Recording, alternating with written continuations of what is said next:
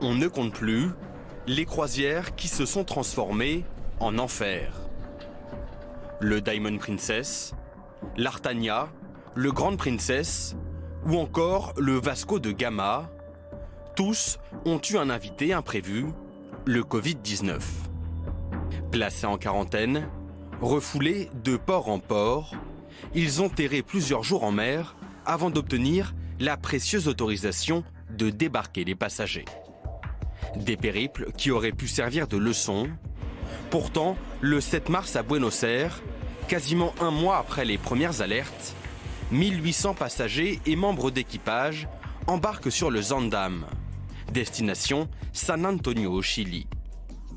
Une semaine plus tard, 2 premiers cas suspects sont détectés.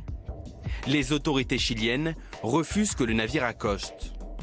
Même chose au Pérou, en Équateur, puis au Panama. La croisière devient un calvaire et même un cercueil flottant avec 4 morts à bord. Les autres passagers se confinent. Depuis 6 jours, nous sommes enfermés ici. Il y a 4 autres employés argentins qui sont dans la même situation.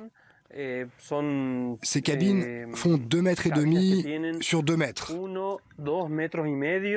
Et la vérité, c'est qu'il est très difficile de conserver notre santé mentale. Pour tenir, la compagnie néerlandaise envoie le Rotterdam. Objectif, apporter du ravitaillement, une équipe médicale et transférer les passagers sains. Elle est très courte, très courte la traversée. Il y a quoi, 200 mètres d'un bateau à l'autre.